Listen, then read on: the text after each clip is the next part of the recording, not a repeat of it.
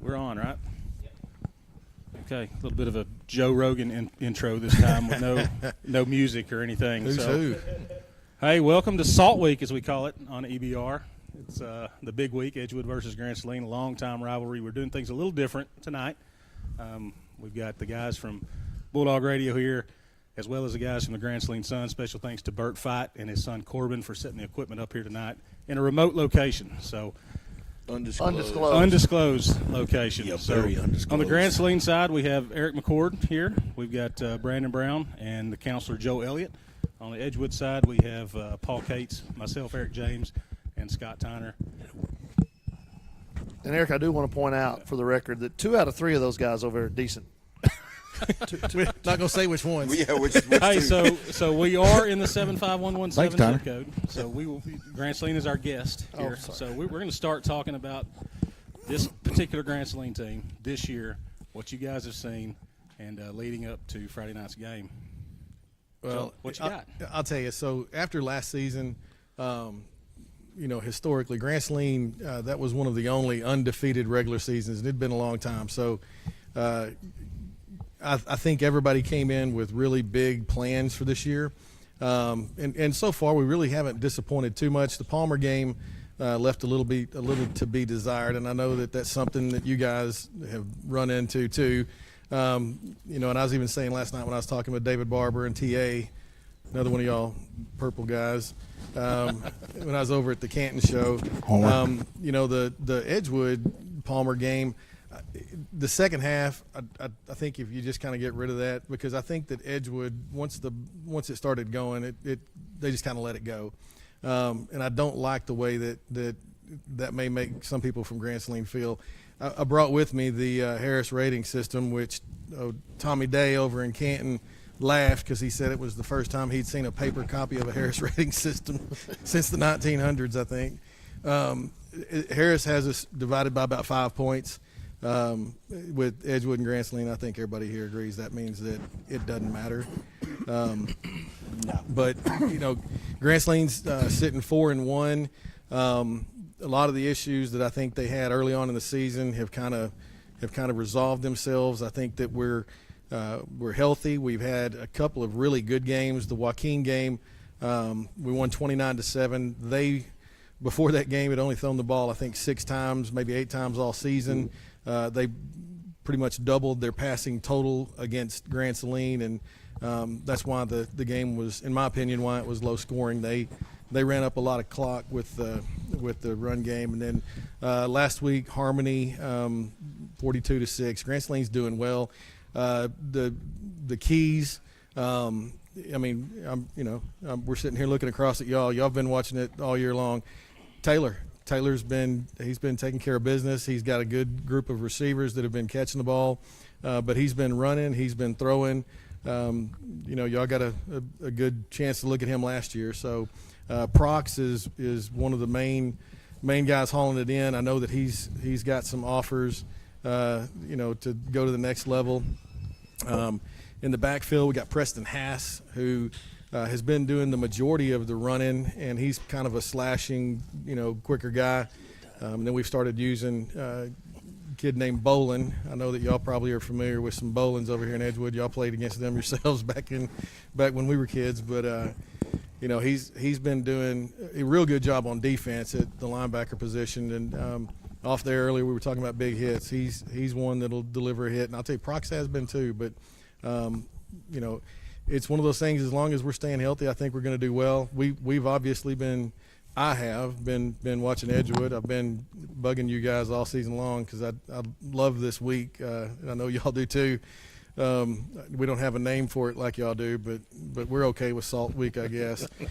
So. Well, I've got a question for you guys. Got a bunch of Grand Saline Edgewood. Yourself. Huh? Introduce yourself. Well, this is Mr. Tyner. Sorry, guys. This is Mr. Tyner, new superintendent at Edgewood. I'm an old Bulldog. Mr. Tyner. Scott Tyner. Scott. Mr. Tyner. I've got plenty of Mr. Tyner. nicknames there. Plenty of nicknames, but a bunch of what we'd call OGs of this rivalry going back. And you guys were talking before we went on the air a little bit about y'all's experience coming up in the old days. And I'm sitting here looking at a still screen from '89, and I know I'm speaking for Paul. Just looking at the still picture of that all black uniforms that y'all used to wear and the tradition and some of the heritage of that Grand Saline football program. You know, arguably the Edgewood football program is blossoming and has had a lot of good years, especially in the last 30 years. But there's a tradition in Grand Saline that you guys were able to be a part of that probably means a little something different to you guys. Talk a little bit about that and how you would describe to an Edgewood listener what it means to be a Grand Saline Indian football player. It was special, man. I mean, it was, for us, the 82 team was kind of the benchmark. And I think everybody that played after that wanted to better what they did. But, like you said, the all black, just knowing that anytime we stepped out on the field, we were probably going to win. That was the mindset we always had, similar to you guys in basketball. I think that flipped there. But it was very cool to be a part of great tradition like that. Brandon, you're younger, right? Brandon, for this group, you were a baby. You and Joel were 2 years. We were sophomores. Yeah, we were sophomores on that team in that '89 game. We were too young to drive and didn't need to shave. So, Agree. Just growing up with older brother playing, back in '82. My brother was a sophomore on that team. Just growing up, starting in kindergarten and working way all the way through it, Grand Saline started winning. Coach Elliott changed it. Their traditions started going. They started winning, started beating the hell out of people. Bottom line, this is where they were. And as you grow in that, you want to be a part of it. And that young kid, and you see the older guys doing it, and you respected what they did and how they set the bar high. As we went through it, Coach Elliott made dang sure that even at the bottom level that the junior high program was going to be good. He spent a lot of time in the junior high program because that's your future. And I've seen it with coaches all over everywhere, being friends with guys from all over East Texas that coach. It's starting with those younger guys and implementing the program at the bottom level. I mean, we all know it, and we just grew up with that. And we want to be a part of it. And when we got to that level, it was our time to put the black on. And I couldn't. I was a freshman playing on varsity as a freshman, and I loved it. So I got a question for you. You guys, you talked about the 82 team, and that was kind of the benchmark. Yeah. And how Coach Elliott kind of came in and changed things. We had Coach Chad Morris on earlier, and we talked about how programs evolve and how the program gets over the hump and becomes, an almost their team to a team that's there. Is there? And he said that there has to be a win, one win that really sticks out. Is there one that sticks out in the history of Grand Saline that kind of puts you guys over the top? And before they answer, I think I was at the game that might be the one, but go ahead. Well, and to get to that point, I'll take my dad went to school at Fruitvale when they only went through the 8th grade, and then when you got out of 8th grade at Fruitvale, you had two places to go. The Army. Maybe if that's Edgewood, it was either Edgewood or Grand Saline for high school. You get out of 8th grade at Fruitvale, you either went to Edgewood or Grand Saline. My dad and one other guy went to Grand Saline. Everybody else came to Edgewood, and then he played Edgewood in high school. So, this isn't just my dad coached against Edgewood. My dad played against Edgewood. Which, and I even said this last night on the radio, it's really kind of neat that, or maybe I was talking to you, Eric, you came back, Scott, my dad came back. I mean, Micah's now over there, the superintendent. I mean, it's both towns, it seems like none of us ever leave, at least not for very long. Well, I'd almost say it never leaves you. Right, and I agree with that. And as far as that one that kind of got it over the hump, and this is one that I remember, and I don't know if Cooper was what you might have said, that in Ron Morris in 1982. So my dad started coaching at Grand Saline as the head coach in '78, and they went 2-8. In '79 they went 1-9.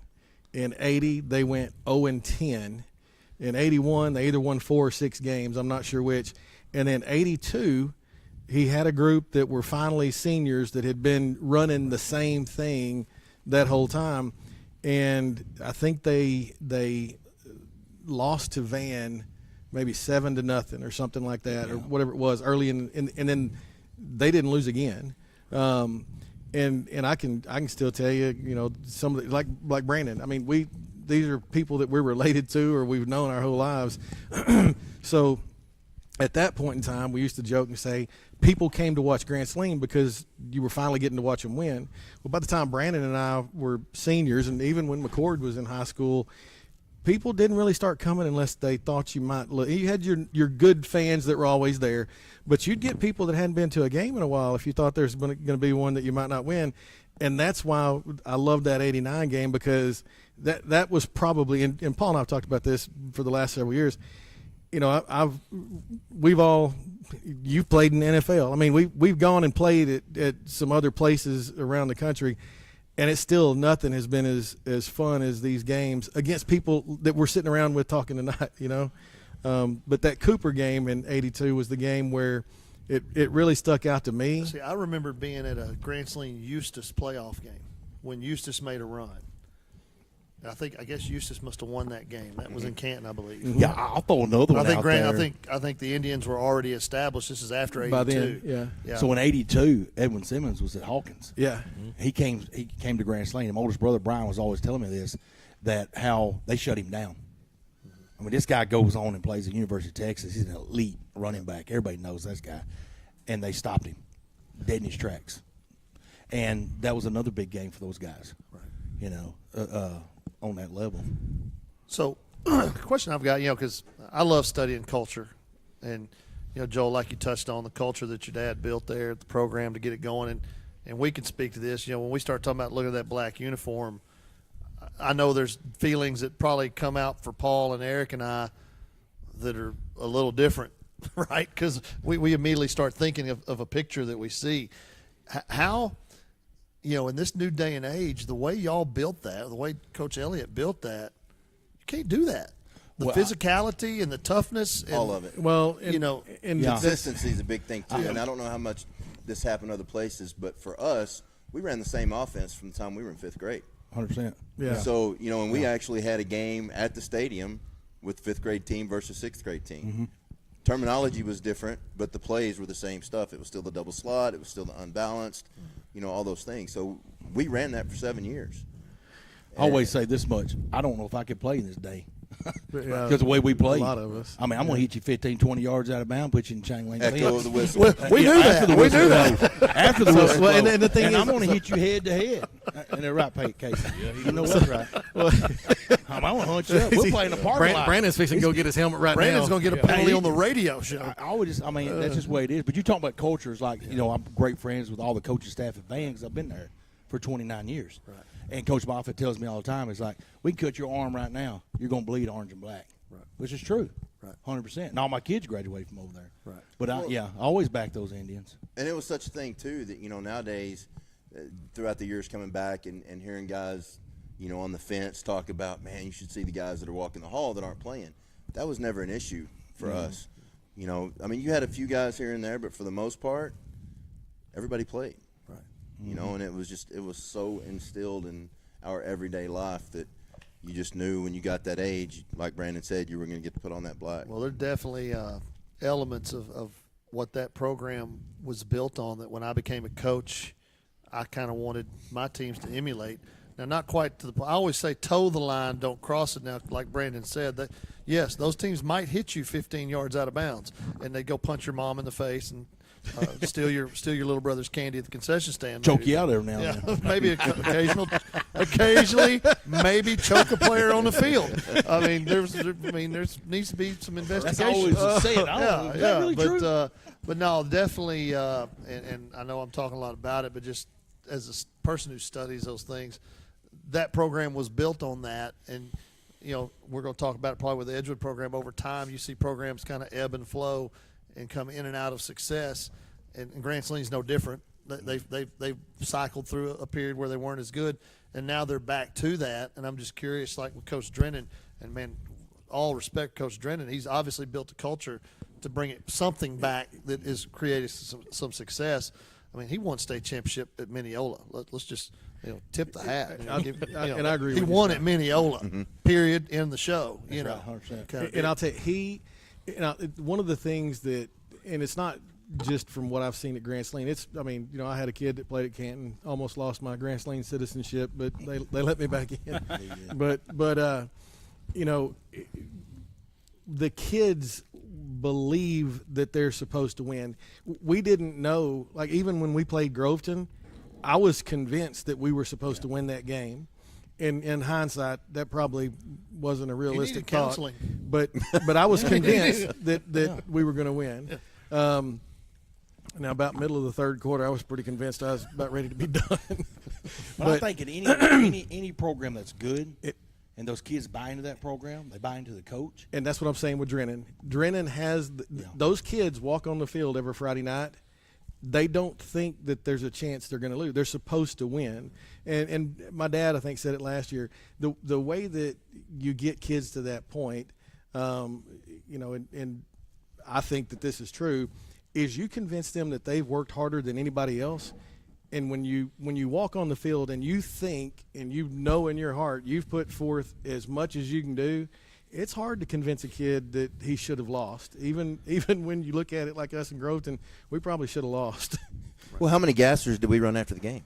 That was kind of a moment of pride for us that we just busted it for 4 quarters, and when the game's all over with and we just drove you 50-0, we're running 10 gassers after obviously the game. didn't play hard enough if you had that kind of energy left. But no, I 100%, guys. And I can tell you what's going on right now in Edgewood, Coach Bachtel and the program there, trying to establish that type of culture.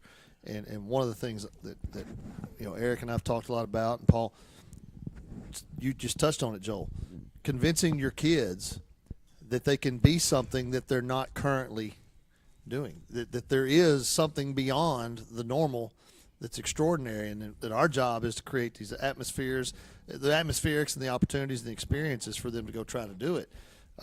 We're pulling out all the stops with some things to try to reinvent the paradigm a little bit on what we can be. And Edgewood's really good right now.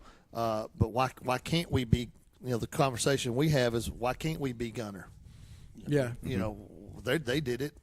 Why can't we do that? So, Joel and I have talked at length about how good these rivalries are for your programs and for your school. 100%. When Edgewood and Grants Lean play, it really doesn't matter what's happened before, honestly, because it brings the best out of both squads. And I just love the rivalry. I love the fact that the kids get up for it. It's good for your school, good for your community. I've always said this: nothing unites people quite like hate. Absolutely. John Adams' quote says A close second to that is good food and cold beer.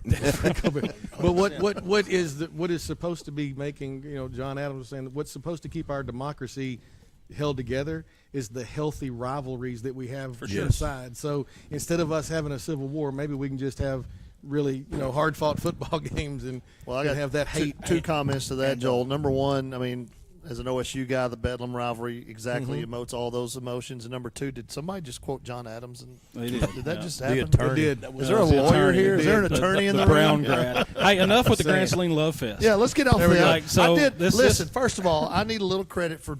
My stomach hurts now. I know. All that love. I was Absolute props, waiting for the man. punch. Y'all know I didn't Paul- say Paul- it. Paul hadn't said a word. Paul- You notice I sat over Paul's here going to have pretty to hold tight-lipped. me for a while after this. So, in this game, and we've all played it. You don't need a pep talk for this one. No, if you do, you shouldn't be in it. That's right. If you can't come out of that locker room ready to go, Yeah. stay in that damn locker room. Yeah. For sure. Go sit with the band. So Scott, you talked about it. This Edgewood team is really good, Really good. and very, very explosive, and can score at a moment's notice. And they've got a lot of weapons. We've got a special guest here tonight. We've got Coach Kevin Bechtel, Absolutely. the head coach of the Edgewood Bulldogs, who has a little bit of Grants Got a Lean little history. Grants Lean connection. He also lost his citizenship at one point. He and may not get may his not back. ever get his back. But Hopefully after Friday you'll be revoked for life. that would be good. So I'm going to hand my headset to Coach Bechtel, and you guys talk Edgewood right. football for a little bit, and you guys feel free to chime in. You got it. You Coach, got it. Coach, Well, as Coach Bachtel comes in, Paul, a little bit kind of like I asked the guys over here, and you and I, lucky for you and I, we were able to be a part not only of that '89 game, which we're probably going to get into it. Well, we're definitely going to get into in a while. Oh, for sure. But our group was the first Edgewood team to make the playoffs in 31 years. Yeah, of course, that's back when 2 teams went. It Only wasn't 2 4 teams like got they do in, now. right? It was a little different deal. It was Paul- watered down back then. It meant Now it something. is. It Yeah. meant Back in our something to make day. the playoffs Yeah, back then. but Paul, talk a little bit about, you were a quarterback. You were a key. If you did a Edgewood Hall of Fame football list, Paul Cates he's my QB1, right? He's mine. He like Terrell Owens said, he's my quarterback, man. But talk a little bit about Edgewood. Boy, right there. About I'll Edgewood pay you when football. it's over. Yeah. You said it almost exactly like I wrote it. What about you? What do you think about our program? And Well, And we've history and so forth. always had really skilled kids, always.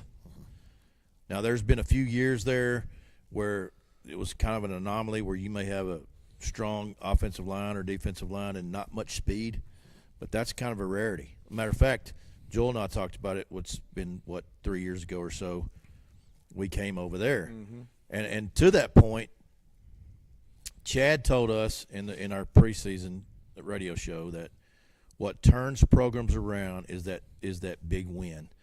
And ever since y'all beat, and you weren't supposed to beat us that night. No, and we talked about. I came on y'all. That was the first time I came on y'all show during Yes. Salt Week. Yes.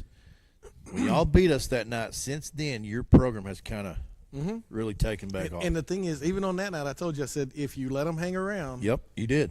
You did. And So back to what I was saying is we've always had the skill kids like you and Eric both mentioned.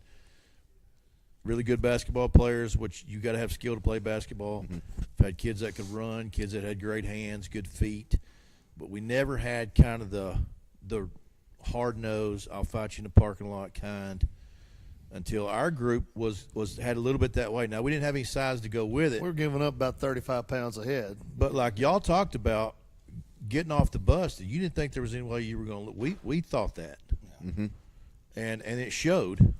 Oh, it 100% showed. Which I mean, I'll be honest. My junior year, I was like, I mean, we got a shot maybe, but it's gonna be pretty tough. My senior year, I just didn't think we were gonna lose. I thought there's no way. It was preordained. well, and y'all hadn't lost. I mean, that was the biggest show, not just in town, but anywhere in Right. this area of Texas. But I think like you said with your dad, it's a culture, and it starts at the top. And this guy right here sitting between Scott and I know his beliefs. I know what he plants his feet on, and I know that's the direction we're going. So that leads me to my question for Coach Bachtel, because you and I have had a lot of talks, Coach, and would you? I'm gonna kind of take a little sharp angle on this question. Would you agree that the Indians better get us now if they're going to get us, because we're building a culture? Well, I'm gonna add some stuff to this. I was going to put him on the spot. Sitting here listening. Yes, I will say that though. I will say that because, and I'm gonna go back a long way. And I was talking to Brandon Brown over here, and I don't remember the years that I was in Grand Saline, but I was there, and and we were 0-24. Okay, so we're talking about big games, and we're talking about all of this stuff. And a lot of memories that I'm not going to get emotional. I'm an emotional guy, but first thing I want to add is this is why Texas high school football is the best there is. This is why. Right? 100%. And it's about rivalries. You can say rivalries. Well, the rivalries you knew back in the day, they're different now because of social media. Yeah. And they're different because Edgewood kids and Grand Saline kids, they're friends, right? Well, back in the day, you weren't friends. You didn't know each other unless you played on Friday night.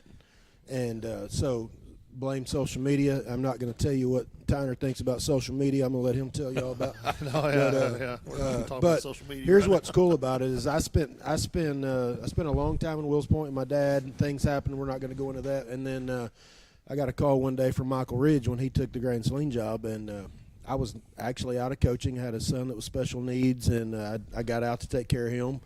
And then it's one of those things where this is all I know. Football's all I know.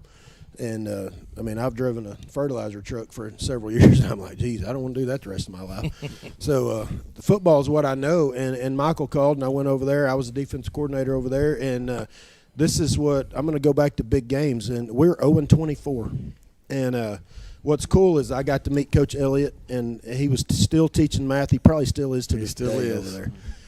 But just I got to build a relationship with him and pick his brain on stuff and some of the stuff. And I don't mean this ugly, but some of the stuff that were done in those days are outlawed now, right? So 15 yards at the fence. Coach, that's why I can't play today. Yeah, yeah. So, but it's really cool to get to know Coach Elliott. And I was at Wills Point for a long time, and Grand Saline, they were good, and you knew about them, and it was really cool to actually go there and see. And just meet Coach Elliott and meet some of those people, because these two towns are the same when you really look at it. And but what's really cool is, so we're 0-24, and it's homecoming night at Grand Saline, and we beat Hawkins. We beat the brakes off of Hawkins for our first win. Well, that's the night my dad had his accident. So we were celebrating, and my mom actually went to our game instead of going to that game because they were playing Malakoff. And we're about to win, and we knew we were going to win. And so at the game we're celebrating, and Mom walks up, and she's like, something terrible's happened to your dad. And so anyway, we worked through it all, whatever. But never forget it, district game, we win the district that year. We're 0-24, and we go and win the district, right? But the game that changed that year was not Hawkins because they weren't good. But we go to Cooper. And it's pouring down rain, and we kick a last-second field goal to win. And then from then, that team didn't think they could lose. And it was Cooper who beat the brakes off us the year before, right? But we talk about game-changing wins, and I think that's so big. But so anyway, to meet Coach Elliott and to spend my 4 years at Grand Saline was good because of the culture and the people, right? And then so I think Scott said it or somebody said it earlier. I was kicked out of the town for a little while, but sorry guys. But I had the opportunity to come to Edgewood as the head coach, and it's just a job you don't turn down. I hope right? Friday night they escort you out of town, and we escort you in back here over to Edgewood. And we're having pizza parties and all that. So, Coach, but talk a little bit about our team. What you're trying to build with them. Obviously, like you were talking about Jed earlier. The whole world knows Trevor Golightly is triple threat. Back there, Ford Tough Player of the Week last week for his performance against Quitman. Got Jathan and Tony on the outside, and Fincher in the slot, and Pippin. And Lucas Pippin back there. Hey, Pippin ain't easy. That's what I'm saying. Pippin ain't easy. It almost to Paul's description of our program earlier. These are athletes, man. These are playmaking type athletes that can turn water into wine. I call these type of kids football Jesus a little bit. They can do it on the football field on Friday night. So talk a little bit about the Bulldogs without giving too many secrets away. And I hope the whole offensive line's gotten out of concussion protocol. We're trying to feed a little. we got a couple still. We got to try to throw a little rat poison over there at Grand Saline for the folks who are listening. Yeah. But talk a little bit about the dogs. Let me pause you real quick. Anybody who's watching this either on YouTube or Facebook, just know it won't be long. We'll be playing the 89 game, but we're talking to Coach Backdoor right now. Gotcha. Yeah, so – I'm excited about our team, and if you look at, we went down to Troop, and man, they were good. So we lost. We've lost two what I feel like games that were, I don't know. Troop, we had a chance to win. I felt like we were up 14 at one point, didn't finish the game. But when you go and you compare Palmer, I think Grand Saline played Palmer way better than we did. And I'm going to attribute that to a little first-half turnover. You turn the ball over. And here's one thing that I've said all along is our kids have to be tough and our program has to be tough. And at that Palmer game, we weren't tough, right? So we turned the ball over, and I felt like our heads go down. And then we come back in the second half, and we're like, this is a whole different ball club. And and we preach it every day about being tough. And it's about culture. And that's what, Tyner and I have talked – sorry. Mr. Tyner. That's Mr. Tyner. We talk a lot about culture, and it goes back to the same thing you guys are saying, but it's about culture, and it's about believing that you're going to win every time you walk on the field. And it really doesn't matter about who it is. You need to give yourself a chance to win. And that's our job as coaches. I mean, we have to give our kids the best opportunity to win. And I make a joke about it. We have meltdown Mondays on defense because our game plan changes and our kids are so accustomed to this is what we do. Well, meltdown Monday happens because this is what we did last week. Well, this is not what we're doing this week. So, and that's the things that we have to overcome as a program. And but man, we've got kids on the field, and it's like Grand Saline. I talk about it all the time. I hear Jet Taylor and Colton Prox. Well, they're great players. Guess what? There's more. I mean, it's not. I mean, and they get all the credit, and I think that's what I did an interview today with Trevor on the Built Ford Tough Player of the Week, and Jet got it, was honored a couple weeks ago, and but I mean, with those guys, it starts up front. You know, they get the glory and the credit, but I mean, it starts up front, and I think that's where everything starts. Of course, I'm an old defensive guy that doesn't know much, but it starts in the trenches. That's where the toughness starts, and then it spreads around it. So we got the playmakers, right? But in order for us to get it done, it's got to be done everywhere else. So I think that's the big thing, and I'm excited about our team, and I'm excited about Friday. You know, I mean, geez, I think it was 75 to not much last year, I think. It was 75 to a whole lot if it had been against a normal team. Okay. That's 75-30 or 75-40 or something. whatever it was. And I mean, that game had a ton of points. But, you know, I mean, I don't know. I think this is cool, guys. I think it's cool, and I don't know if I'm answering Tyner's question or not, but Well, you're I not mean, supposed to. 'Cause you got- concussion protocol, yes. We're still rat questionable, poison. Yeah. That's it. Yeah.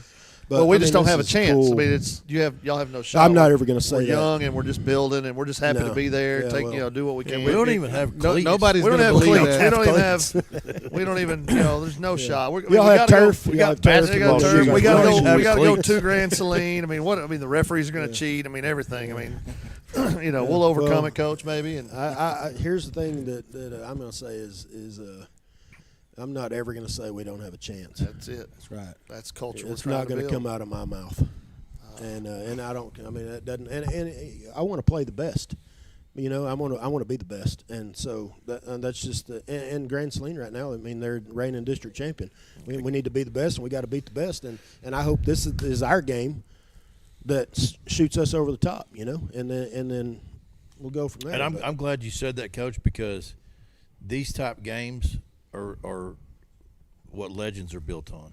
Yeah. And legends is probably the wrong word, but that's what popped in my head. But like, nobody's going to remember beating Quitman 62-7. Right. Nope. No, but I sure did enjoy it. I mean, don't get me wrong; it didn't taste bad. Took some stress out of my life for a little It bit. didn't taste Well, bad, but I think I've given you a Scott little bit of advice that there's a one key to sometimes some of the good coaches is good scheduling. Good schedule. It'll make you feel better Yeah. well, when you We get need to quitting have a on schedule. conversation about that. Yeah, but you probably. don't want a watered down schedule. And the I point I'm think trying to Coach- make is Yeah. you guys probably know what your record was in '89. You probably can't remember the details about all the games, but you'll remember the details about this And one. I'll tell you, 100%. and Same as for what us. you're saying there, because Brandon and I, he played freshman year, so he had more whatever in his record. But in our sophomore, junior, and senior year, we only lost 5 games. So I can tell you every game I lost. I can tell you who we played, and I can probably tell you what the score was. The games that we won that I remember, the '89 Edgewood game, I remember that one, in detail. I remember Wills Point our junior year because it was a knockdown drag out at the end. Those games, like what you're talking about, are the ones that people talk about. Like we're sitting around, I don't know, we're the old men now, but we're sitting around talking about a game that happened decades ago, 35 years ago. And we're going to talk about it here in a minute. Let's don't do math. I know Just that's don't math's do not math. allowed. But we'll talk about it here in a minute. But the thing that, like, with you coming back here, and I remember you when you were at Grand Saline. I wasn't around as much, but I remember seeing you there. And then when was my drinking son that was green in punch. high school, we probably sent you some videos out at college. But Edgewood's doing well. Grand Saline's doing well. And that's when this game is the most fun. And I'll tell you, I do think Drennan has brought a culture that wasn't there and hasn't been there in a while. I think that they're convinced they're going to win. And I'll tell you, Go Lightly, I've seen enough on him. I don't think that kid, it doesn't matter how much time's left, what the score is, at least from what I've seen. And I listen to y'all a lot of times while I'm either watching Van or Grand Saline and stuff. But, y'all don't quit. I mean, even in the Palmer game, there were still plays where you're like, goodness, where was this a series or two ago? But I think that this should be a good one. Well, and like Coach Bachtel's talking about culture and what we're trying to do, and there's 5 guys in their 50s sitting here. talking about Hey, something. you said we wasn't mathing. We're not mathing. We're older than we were, and near our 50s. Talking about this is a seminal moment in our life. And I know there's probably kids in Grand Saline that might be listening to this, and I know there's kids listening to EBR over here. So I'm going to talk to the kids listening from EBR. This one, Friday night, you won't get over. You won't get over it either way. If you win it, you'll always talk about that year we beat Grand Saline. And if you lose it, you could be like Paul and I and talk about all the things that came up short. And you touched on it earlier. For me, as a graduate and an older guy who's kind of had a great experience doing all, I've played in every stadium in the country. I've heard every crowd. I've been in every environment you could imagine. That one is the one I don't forget. Mm-hmm. Yeah. That's the one I remember everything. And so, these coaches are putting these kids in a position to have a great experience. The kids don't even know what they're doing. They don't even realize the opportunity and the experience they have. And I think for Coach and for Coach Drennan, and probably the same is true, trying to get kids to grasp that moment and that opportunity, realizing you got this Friday night to play Edgewood versus Grand Saline. You got the next 35 years to talk about back when you played Edgewood and Grand Saline, and take advantage of that opportunity. So I'm looking forward to it. I'm glad to be back a part of it. I've been kind of away from it for a long time. And did you even know what a football looked like for a while? It took me I've been away from it for a few years. I went to practice. I started remembering downset hut. Like that starts a play, right? So now they clap. I don't know. Clap, yeah, it's a clap or whatever. But yeah, it took me a minute. But man, it's great to be back a part of it. And what we're trying to do, and I don't mind saying it. Put this on the bulletin board. Edgewood's playing football in December. We're doing it now, or we're doing it next year. At some point, we're going to play football in December, and once our kids figure that out, it's going to happen. And that's my goal. That's Coach Bachtel's goal. And December football that's the benchmark. When you wake up and those playoff birds fly over your head, Man, there's nothing like nothing it. like it. There's I'm nothing going to like say it. one more thing Yeah. before you can get. What if we do this again here in a couple of months? Oh, Could happen. absolutely. Wouldn't that be fun? It would be fun. Hey, I'll sign up. We'll do it right now. You make it happen. I'm all about But it. that just represents the two towns, right? That's just. 100%. I think that's a testament to the towns and the culture, and I think that'd be cool. I've tried to get Micah to pad up and do a 50-yard line coin flip like in the old pit, but I can probably get him to do it if we go to the quarterfinals. I'll drive him so far. I weigh about 285 now. He don't have a chance. Lewis. He's on the line now. Oh yeah. I'm a left tackle now. Yeah. He's center. But He how won't fun do is it. He this won't that both bite. I teams can't are get him to actually do good? it. But It changes everything when both teams are really good. Yeah. Just the atmosphere between the towns, and it just means more. Yeah, You for know? sure. For sure. I think Joel said it earlier, we're 4 or 5 point underdog, right? And that's one of those that you can this rivalry when it's Yeah, it don't mean anything. It doesn't mean anything. we're fairly even matched, I would say. Athlete and throw those out the window. Well, and think about it with They the don't points matter. that both of these Texas teams have OU been this putting week, up. like right, OU's whatever. Texas OU's in ranked rank. higher than Texas, and Texas is favorite. They were one in the country, starting in Texas, the favorite. Listen, Go that figure. game's going to be a 4-4 tie. 4-4 Everybody in tie. the Cotton Bowl is going to get diarrhea from the nacho cheese. Well, That's what they deserve. talking about this game and talking about the athletes and Joel, you're a savant when it comes to the history of Grand Saline football, so you'll be able to speak on this probably better than I hope anybody. so. I don't know about that. There's going to be 5 kids on the field Friday night that are actually being recruited by Division I schools. It's a fact. Has that ever happened in this game? There's 5. 5 kids on the field that have been offered by Division I schools. Has it ever happened? Now there was several years when we were getting beat 70-0. Y'all were sending kids to A&M and TCU, but we were trying to get jobs. An I'll tell insurance you, company. there might not be that many games that have ever happened in Van Zandt County where there's 5 kids that have had. I mean, offers. seriously, think I about agree that. with Yeah. And here, I'm going to add to this. Some of the ones that aren't offered are some of the better players. 100%. So and I'll tell you something, and not taking away from the kids that have been. well, no, and I agree with you. And But this is something. There's kids on both sides that you look out and go, "Whoa, you're missing that one." Well, there's a fine line between a football player. D1 prospect and great high school Yes, football player. that's what I'm true. saying. Yeah. And there was and my dad probably won't like me sharing this story, but it's a true story. At the end of a playoff game, at some point when I was in high school, we won, and the opposing coach said, "Well, we'd win too if we had the athletes y'all did." And my dad's response was, "We don't have athletes; we have football players." See, I kind of agree with You your know, dad. I and never it's- thought y'all were it's- very athletic. I I mean, you guys especially. I don't. I'll tell you right now. There was a hidden joke in there. I got McCord got it. And It took me a minute, but I was there. I agree with you, and I think it drove y'all crazier. Yeah, for sure. Absolutely. We went the fastest. Well, that's we why the weren't, student section would always be, chanting the football score. Then we check the score. In basketball, there's always the same chant. Your guys, Jason Hathcock, be in the middle of it, would chant the football score, the old sign up, and then our student section would be like, "Look at the scoreboard now," and it was just two different types of athletes. Even had that stupid two cheer. different types of athletes. Scoreboard, referee. losing team, winning team. Yeah, and as someone who played both, hearing that football score during the Made you basketball sick. game, just yeah. It's fun though. no, not really. Coach, Well, back Coach, to, I apologize for interrupting you there. No, you're good. You're But good. you're right But- on that. I mean, you go back and look at all state championship games, you get to watch them on TV now. It don't matter what level it is. Go look at those.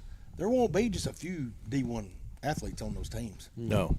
Most of them on that last game, the whistle blows, they're done. Yeah. Oh, Even that's at fact. 6A level all the way down, there's Yeah. only a few on every team that gets to go. And you Yeah. talk about, and I study this stuff and look at it, and there's not a huge gap. There's not a huge gap on teams like Edgewood and Grand Saline to the ones that are even more elite, right?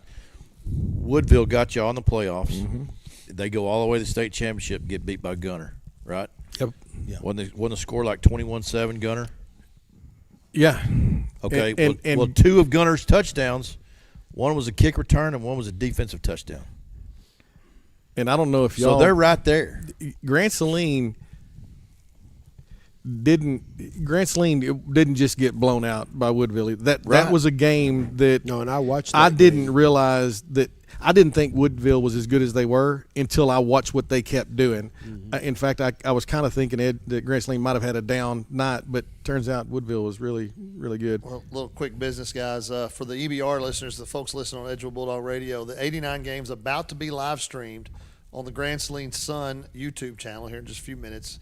But you should be able to make your way to that YouTube channel to watch that game complete with commentary. But the broadcast will also continue on EBR. If you want to see the game as we talk about it, then you should make your way over to the Grand Saline Sun YouTube channel. Well, guys, as we get ready to move and segue into that, thoughts, and Coach, I don't need Coach talking a whole lot going these 48. I used to say 48 hours from game time, you get the hay in the barn and everybody gets ready to go. Final thoughts on the Grand Saline side of what you expect to see Friday night. Points. A lot of points. A lot of points. Well, we thought we were going to shut y'all out, so we're good. No, just kidding. Yeah, I just didn't kidding. say Just that. kidding. Just kidding. I got dogs by a million. You got what? I'm just kidding. Yeah, Kate's and I talked about today, and we thought 98-4 was what we thought. safeties. No, 98-2. Two safeties. No, just kidding. No, We're gonna but give up 4? High scoring game, Very high. Yeah. very high scoring. I think so. Well, being a defensive guy, I hope it's not. Coach Bachtel has 7-6, But, I agree with you 100%. and we got a kicker. I don't know. but we do have a kicker, right? Hey, So, you got two really good quarterbacks. Your quarterback's good. Yeah, Oh it's- yeah, it's- and yeah, that, you got that's two the really thing good is, quarterbacks, got when great you look receivers. at the game, is This game could be 49, defensive guy, 42, 56, it's, 49. It could be high. I mean, it could be 75 to 74, 70. I 100%. mean, it Well, could Brandon, be, the way the game's played, where you can't choke people and hit them out of bounds, you can't tackle them anymore. So I they're know, gonna it's a score. and it's- into a It was puss game. 35 It is years a shame. ago, man. It's time It is to a let shame. go, you know? Here's what Speaking I'm of going to that. say is I think you're right. But I think, honestly, I think both defenses are better than they have credit to be.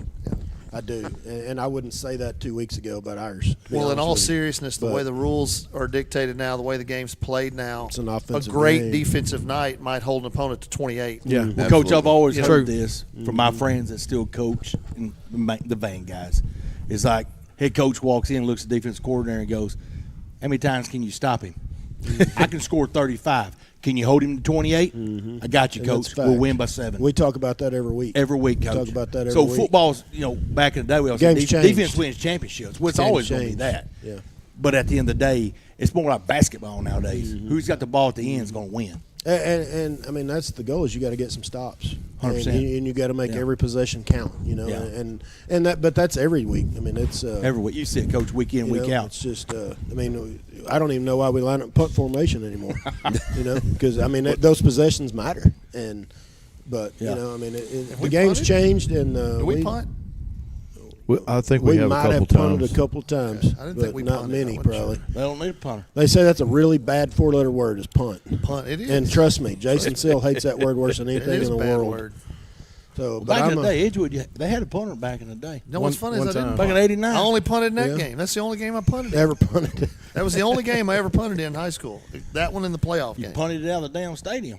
Well, of course. Yeah. Clearly. Well, this is fun, and thanks for Yeah, I appreciate Eric it, Coach. and EBR and you guys from Grand Saline coming over. It's fun. I mean, and like I said earlier, this is what high school football is about.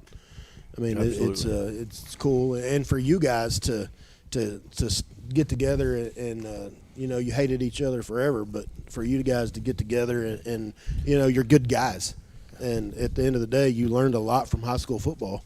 But now you can become friends and cherish memories, and like Scott said it earlier, like these memories don't go away. Nope. I mean, these are memories that, you know, I'll never forget. My senior year in high school, we beat Stephenville 21-0 in the Art Browse era, and he hadn't been shut out since. Did they do any steroid tests after the game? I'm not going to answer that question. Because we might have too. Right.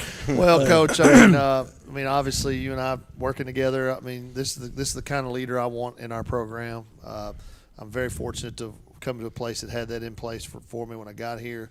A leader of men, a leader of young men. I know Coach Drendan's track record, Grant Saline's got that, and going back to Coach Elliott and throughout the history, and Kate's and I had a great coach that kind of gave us the life lessons and those types of things. So Should have thrown it more, but he was a good. we should have coach. thrown it more. We're going to have that talk. Yeah, that's coming up in a minute. That we didn't throw it enough, but God, we didn't throw it enough. It's hurting. I might leave before we start this, but anyway, After the first play. After the first play, no, there was more good plays for me right up until I got choked. You know, but anyway, but you've got both fan bases. You've got good human beings leading young men and good football programs, and you know, here's what I'd advise to both fan bases. It's okay every once in a while when the other team is good. You know, we lose that. Sometimes a parent gets too close to it, and you know, it's always the coach's fault. Well, sometimes it is the coach's fault. Sometimes it's the fault of that kid in that other uniform. You know, Absolutely. one of these two teams Friday night, it could be that somebody whooped somebody, and the coaches didn't do anything wrong, or the referees didn't do anything wrong. And man, just take it with a grain of salt that both these fan bases, both these parent groups have quality programs, quality coaches that are working with their kids and care about them and love them. And man, it's going to be a great atmosphere Friday night over there at what do they call it now? War Memorial, not Person Stadium. I don't know. So it's actually Carter Elliott Field. Is it Carter Elliott at Field? Indian At Memorial Indian Stadium. Memorial Stadium. At Indian. God, I really want to win now. I really Don't you, want to win though? on Carter Elliott Field. I really want to do that. But needless to say, guys, it's going to be great Friday night, and we need to segue this thing into. There's a lot of people apparently online. They're waiting to watch They're the waiting game. to watch. Must be a lot of old people There's listening. a bunch of old A people. lot of old people It's listening. pretty close to their bedtime. Pretty close probably. to bedtime. So let's segue Someone into might that. make sure Segue they that. take Coach the- Michael, Thanks. thanks, Look, man. Coach, Yes, good luck sir. to you. Let's Thanks go. for having me. Yeah, thank you guys. Hey, good luck, Coach. Absolutely, Coach. So when we're segueing into this, and we can go ahead and let me just add a couple of things. Paul had talked about in 1985 is when the turn out the lights, the party's over got started. Yes, it did. That is, By the way, who said that first? yeah, That'd be imagine Mr. that. Stuart Cates. As Mr. Stuart It's in my Cates. jeans, baby. Stu jeans. Stu, let me tell you something. That's Mr. Uber to me. Okay, Hey, I need everybody to back off Stu. I'm Okay, telling you. And I ain't gonna lie, He that's bleeds been good purple fuel, and gold, man. but he'll help an orange and black out, won't he? well, yeah, dang right. I call that cat at 2 in the morning. He's So like that- Henry Lewis. He'll meet So me. that was in '85. That was in '85, and from that point on, that has been a part of whatever this is that we've had going. It's had all the different phrases and turn out the lights and all The of best that. thing I ever saw was I was a kid. It might have been the next year. Was it 70-6 the next year? No, that was before that. But I needless. bet Joel was going to get to it if you stop. That might have been 85. So Thank you, Eric. 86 was 34-7. 87 was 27-0. 88 was 53-15, and then 89 is what we're fixing. So it to might hit. have been the next year. The sign that the Grand Saline students or alumni or booster, is there any difference, whatever, they put up, turn out the lights, the party's over, part XXLVIX. It was like the biggest Roman numeral you could come up with. And I'm looking back on that, I'm like, okay, that was good.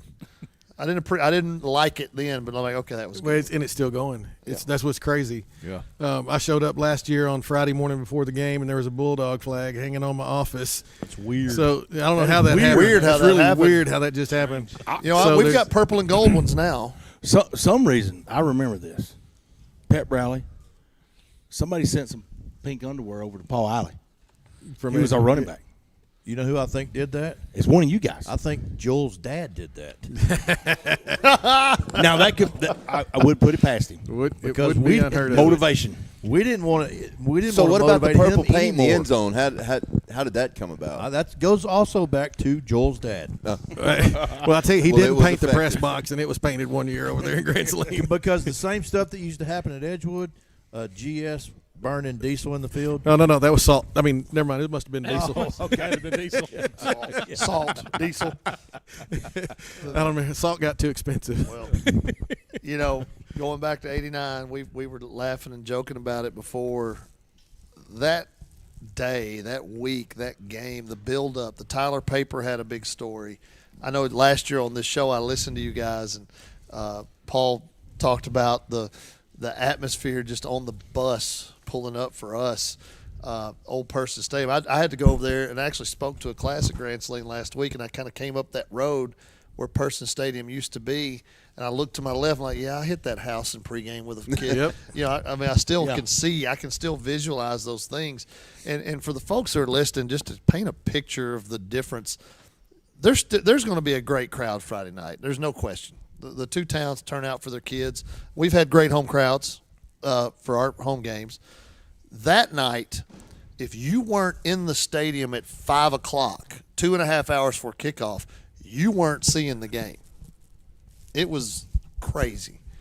I mean, So I have a unique perspective. As I was in junior high, Right. And so, of course, and I grew up with you guys because you were my brother's age, and so all of you guys, it was like the Cowboys versus the Eagles to me because you're older and all this, and I can remember pulling up and just seeing the crowds 3 and 4 deep on the chain link fence all the way around the end zones. It looked like a Well, and I'll Not tell you, one- you're going to see it here in a Not little one bit. seat left in the stadium. And again, if you're still listening on EBR and you want to make your way over to the Grand Saline Sun YouTube channel, you should do that now. We're about to play that game. These guys that participate in it, they're going to talk about the game. We've even got the John Madden whiteboard thing that Joel Elliott's going to be Hey, drawing I'll tell stuff you, up. Bird- We're going to talk about the outbound. as long as he can find the sideline, all we'll be these all things. right. But I say all John that Gibson. because I had a unique perspective, right? Because I was a young guy. You guys were older. I looked up to you guys. Still to this day, the best high school football game I've ever seen. I agree. The game Friday night has potential It does. to be just as good.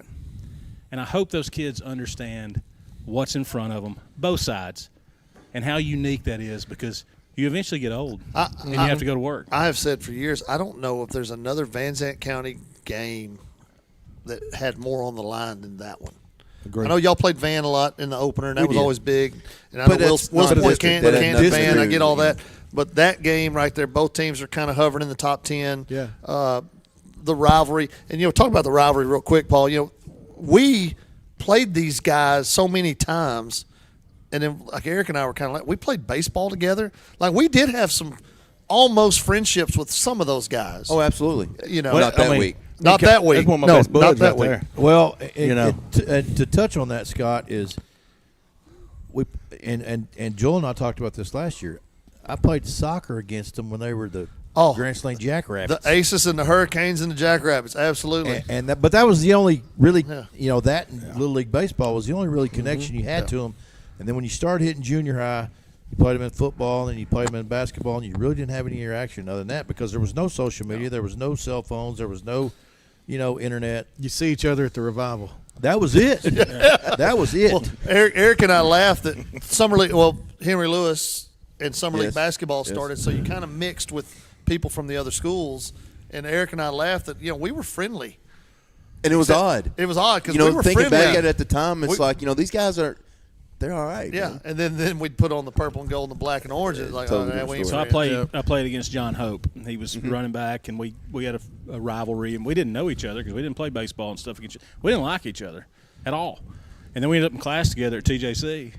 And for the first few weeks, we'd kind of just look at each other like Can we talk? at eyeball. And then as time passed, it was like, okay, he's an okay guy. Like he's a lot like me. Hey, I tell you, Troutman almost tore my head off.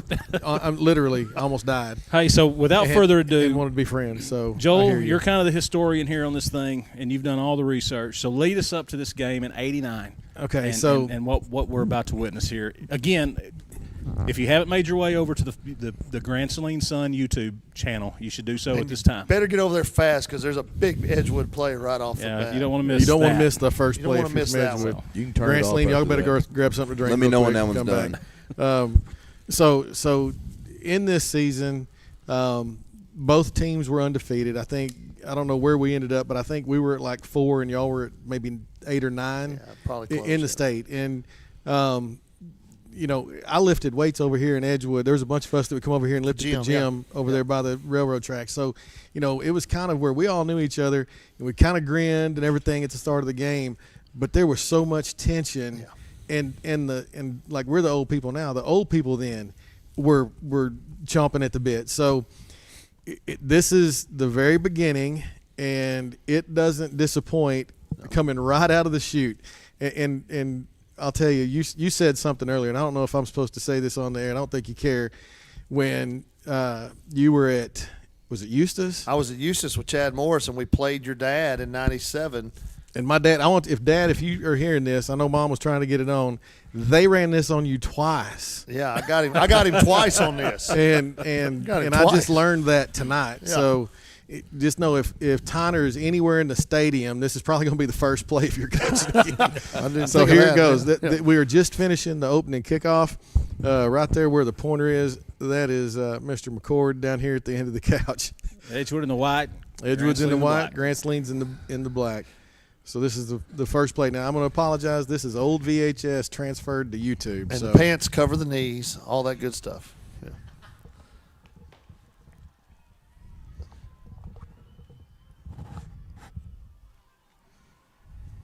So the whole point of that play is Reggie had put on such big numbers throughout the year, and when we put him in motion, just everybody in the secondary went to Reggie.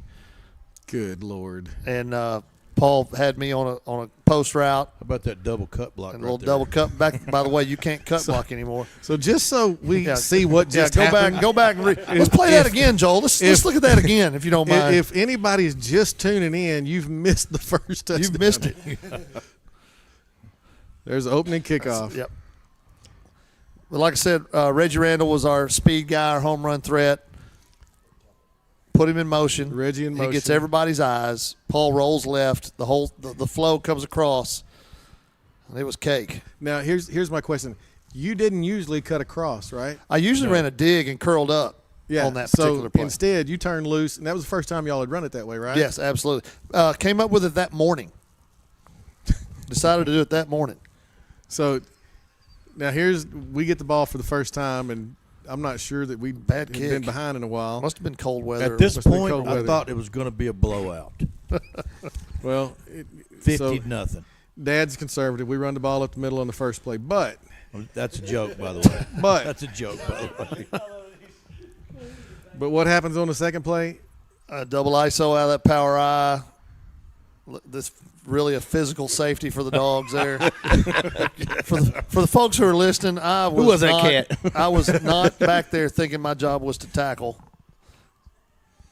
And then Brian Thompson run Yeah. through on a fullback up the middle. Man, for the folks watching, the line splits, creating that space. The game now is played sideline to sideline. The Indian offense would create space and misdirection with that motion, and they played it C-gap to C-gap, which made it like hash to hash. So they were creating space inside the box. So it's going to get a little bit more boring here in a minute because it opened up right there. We're probably 3 minutes into the game, Yeah, it's Celebrating not there. very and long. it's already 8-8. And was that McCord getting shoulder checked by Chris Kerr already? Gets chippy early. It was chippy pretty much the whole night. The whole night. The double birds down the sideline when y'all scored on that first play didn't help. There's I Derek caught Tyson. I caught some. His McCord, uniform. Paul I'm glad he was Eiley, wearing Dale black Eiley. because he got burned up all night. I mean, Yep. why are we running it? Yeah, you guys were so big. We've thrown 2 passes for 70 yards, and Yeah, well, I'm We sure won't we talk got a about penalty that. for something listen, good right there. I'm sure Brandon did something. No, that was me, actually. I'll own that one. There's Brandon sliding, missing the ball. That was the bird I gave the Edgewood side. Yeah, he did. Just let everybody know. In case y'all wondering, we were dirty. Yeah. That's what it was. Back then we were considered a wide open offense, and we're lining up in a lot of wing T sets. Yep. We're lining up in 2 receivers most of the night. Here's wing T with 2 tight ends, trying to get a little buck bootleg going, and we've got it. That strong arm quarterback right Yeah, there. a little bit juiced up And then there. that was your first punt of the season? No, that's not me. That's actually still Clint Okay, McPherson. okay, he I'm hadn't been out yeah, yet. he's not out yet. I did not punt in high school. I'm not real sure. This is old film, so be careful. Well, it looks a lot like the slot bone. If you watch Gunner now, that offense looks pretty similar, but it really wasn't. It's more of an I formation. And I just said, so right here we have, well, that's out of just a regular power eye, but a lot, when we would run that wing T type offense like this, where you have a wide out, we had 2 tackles over here on the strong side. Right. You can Brian tell if you're Thompson. watching this, Edgewood a little undersized. I mean, Grants Lane just had such a size advantage, and they There's get downhill Paul Eiley so again. quick. Yep. Paul Eiley could fly. There was before the game, you said in the Tyler paper there was a write up about it, Yep. and it said Edgewood with the high road and Grants Lane with the low road, and it had the 2 Pauls. Yep. Looked like a couple of mug shots.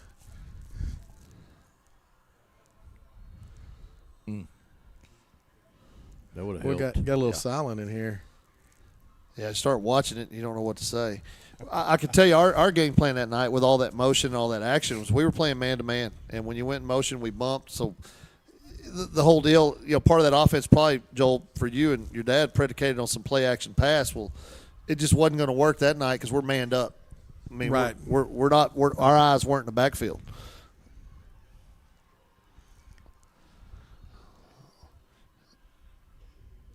We're just not going to block. I mean, There's look at McCord, animals. 83. Yeah. Those guys are animals. We're not blocking that front. There's Rafael Amaya, number 23.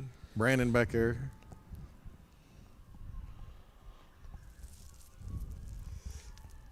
Oh, 12 dump. There's Troutman. Troutman. And he coughs it up. Yep. And y'all get it back. How in the world did y'all get it back? But Jason, another example. Because God was on our because side. God wanted us to have it. Up until that fourth quarter, huh? Give it a minute. He switches teams. Yeah. Yeah. And then he switched. Yeah. But you see, we're running a lot of wing stuff that night. We're running 12 dump. This was probably something off of that. You guys covered it well.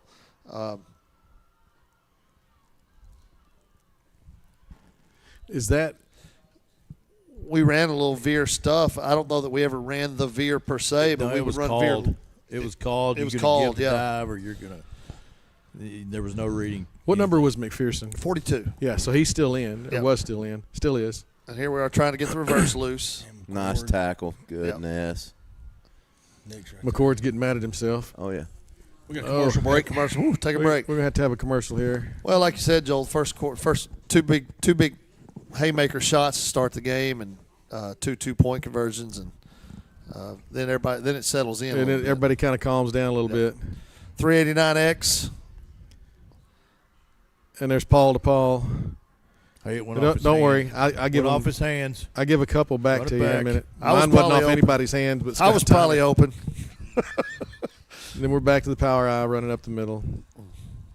I Our do quarter- our remember quarterback we was a little- automatically when little you guys young. went. I remember. I just can't forget things about this game. When y'all went power eye, we were automatically in a 6-5 goal line. That was always the one that was dangerous. That inside trap. Yep. Well, I'll tell you, that was if you look at it, that one went on an outside. There was an inside that even went further inside. That was the scary one. It was we called it a 232 Yep. full trap. Kind of That was weak personal foul penalty there. There's not a Churchill on this officiating crew. No, Friday. not on this one. That's a good thing.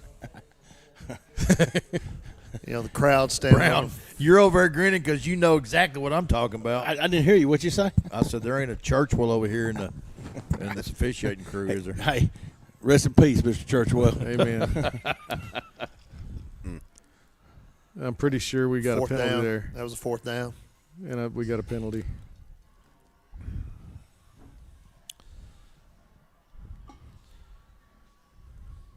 Yeah, our tailbacks took some abuse for sure. Oh, yeah, look at the line split. Here comes out route. Man, I wanted to get a shot on you so bad that night. Man, I don't I think wa- I came close once. You weren't going to get there. So here, you know, we finally break it up a little bit. We spread it out, which is something you might see today. Is that a direct snap? direct snap to McPherson, a little trap play? And so we're still in it. And, you know, we didn't get in the shotgun much, but look what happens if we'd have stayed in shotgun. You know, if we, Blowout. Or is it? I mean, if we'd have stayed in that and just run hitch, you know, over and over again. There's direct snap to McPherson again. Holding call. Oh, anytime we're going to make 10 yards, You know on a I run was play, gonna there's point it out. McCord's Sometimes trying to be a referee out there. Absolutely. There. And I was a little shocked we didn't stay in this and just stay with the quick game. Every time I look at this, every time I've seen it. Okay, I mean there wasn't but 7 Indians there. Where it's okay. That's all. Yeah, he was running. Paul For his, John thought he was the running racing for his Jason line. Trying to fit it in a 2-inch window. So here's the tight end screen, and Jason makes a big play, but he lined up. But now Jason Hathcock's about to take one. Boom, right there. But Jason lined up on the line of you knew scrimmage. He about wasn't it, too. supposed to. Oh, So was that on you? No, the flag was on Jason Troutman lining up on the line of scrimmage. When we went to that gun set, we were in a double slot.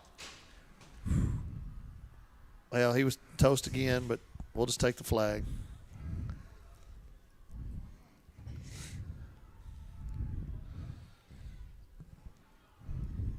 Face mask.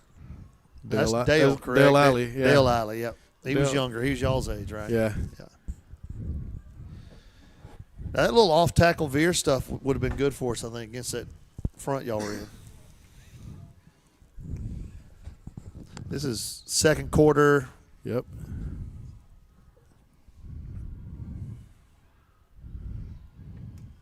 Not sure what happened there. You got- saw me. Probably. The ref put grease on the ball. So, again, that little veer stuff, that little quick hitter, we were able to hit those bubbles for 3 or 4 yards.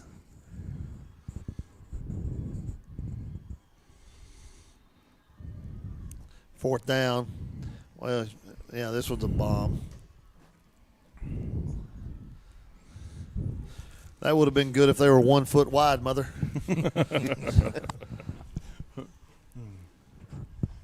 I'm a little disappointed in my kickoff performance. Turn in my man card.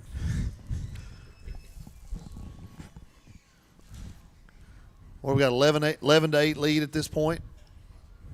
That's Paul. Yeah, it's 11 to 8.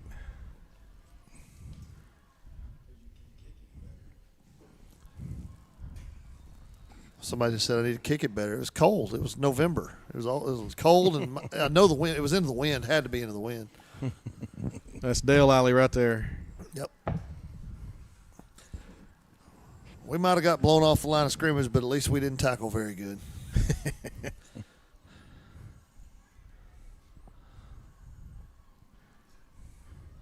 I'll just tell you, Dale and Paul were brothers, and there were times when Dale didn't want Paul to score because he wanted to score himself. So when we'd walk up to the line inside the 5, Dale would tell the defense where the ball was going. Oh, he would do that all the time. All the We're time. running right there.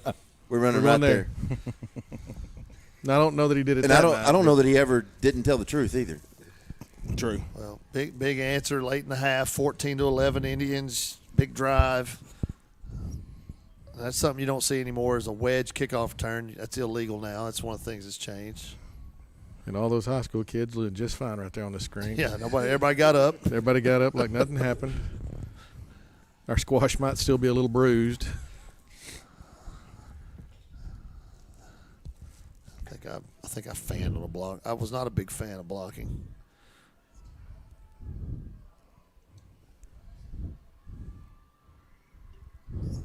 See, the referees had no trouble seeing out of bounds on that side. They saw it over there. We might have been a little short on paint on the home side. Might have Oh, I been. did get you. I told Bad. you got me. I'll let everybody know about it too, I guess. All right, that's my first high school punt.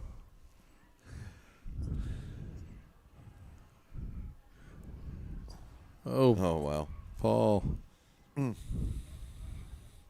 know, we talked about this earlier. And we the got a amount of penalty. pads that are on that field right now. Yeah. Hand pads, neck Hand rolls. pads.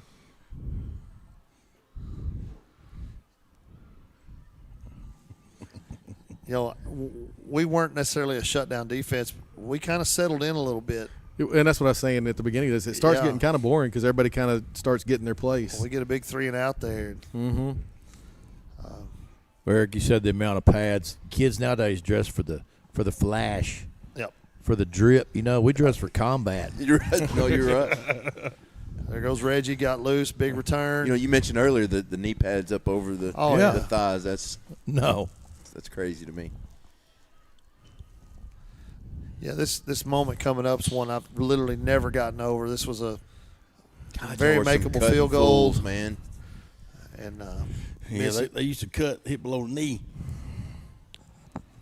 Completely legal.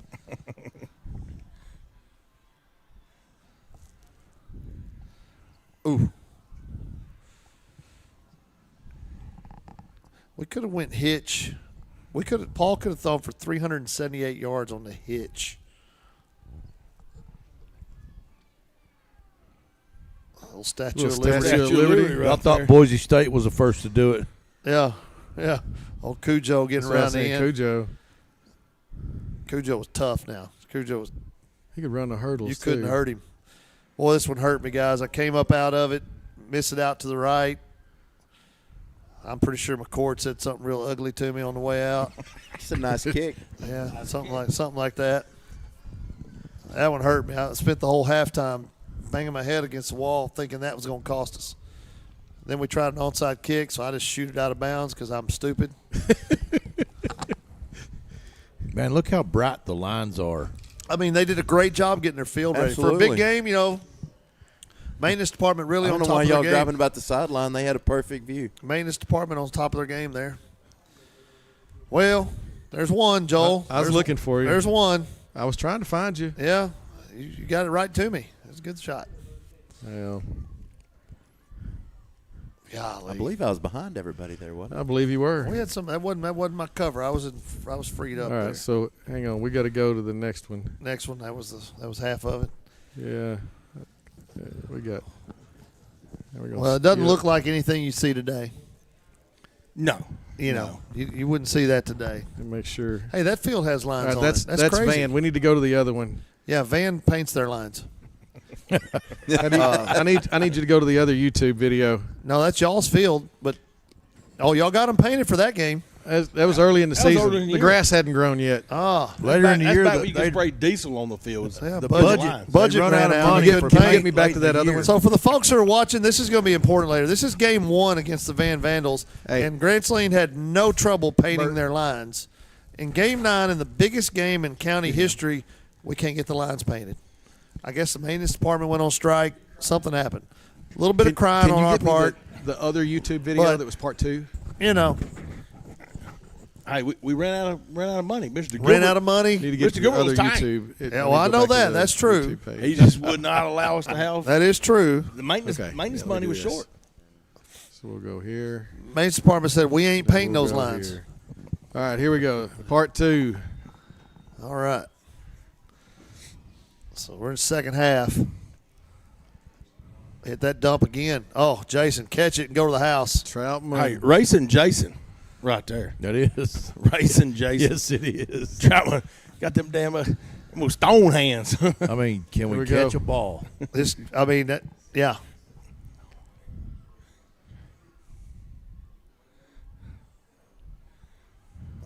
That's a poor punt. Boy, That guy's not good at punting. He improved. He got a little he? bit He better, must didn't he? have. He figured it out.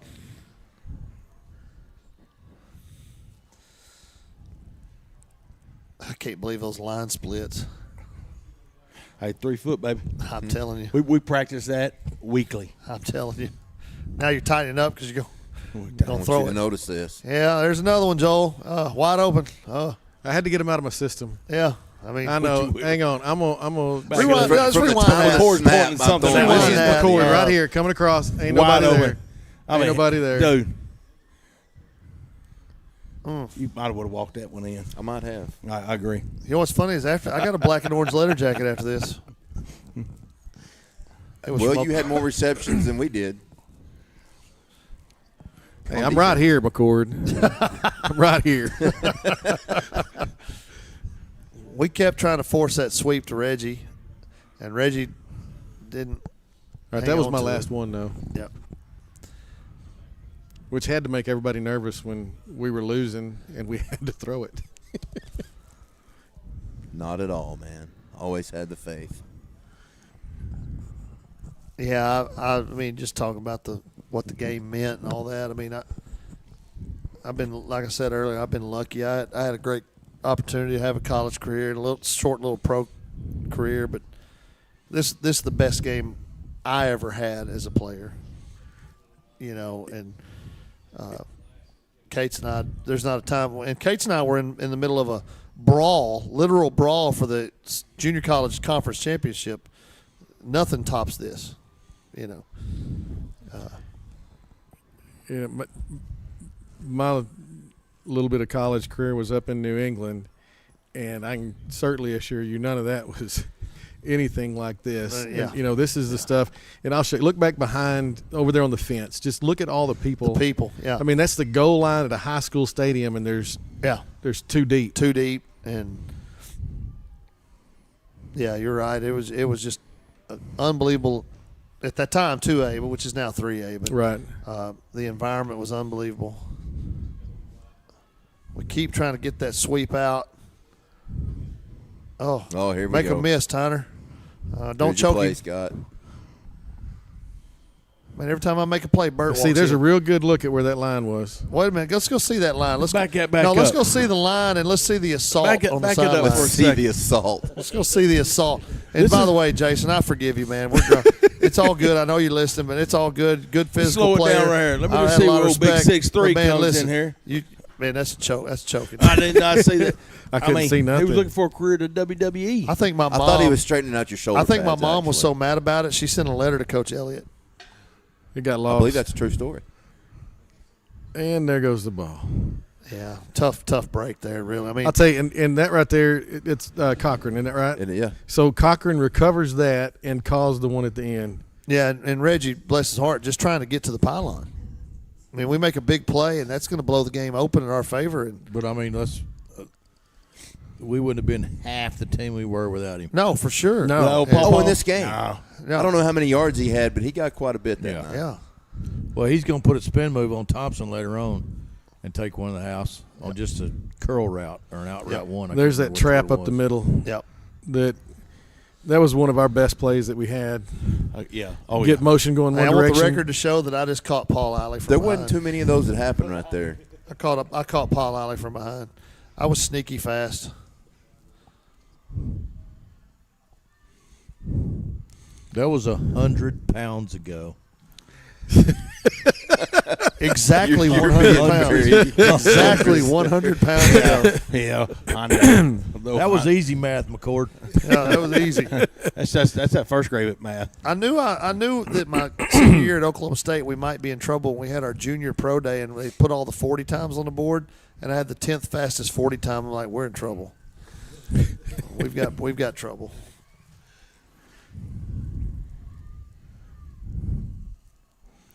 Now, it's still 14-11, right? Right. Yeah, this is a big stop for us. Honestly, I mean we've got to get a stop here, and we did a pretty good job of not getting knocked off the ball there and stopping that inside trap. So this is the start of the fourth quarter. Yeah, this is early fourth. You know, it's going straight lead. We did a good job there stacking it up and got you in a 4th and long.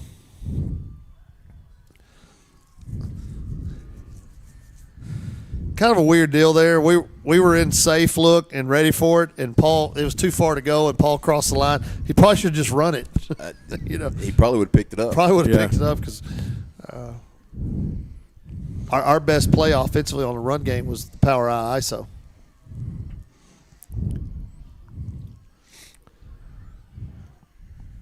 And working it right on that Yeah, right we're now getting on a that little bit of power eye. movement on that, and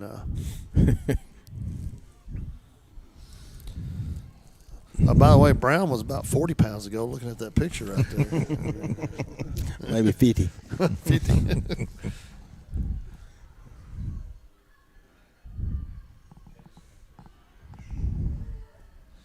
You look at this. We got control of the game here. We're moving you guys. We're knocking you off the ball. We're controlling the clock a little bit. And it gets worse for us. Yeah, ball security's not great for us right here, but I've already thrown you the ball twice. We were getting something out of the power eye for sure. Shot play. I got to catch that. I got to win a 50-50. Good play by Derek. I'm pretty sure we got a penalty. Y'all keep pounding that isolation. Yeah, our right guard weighed 138 pounds.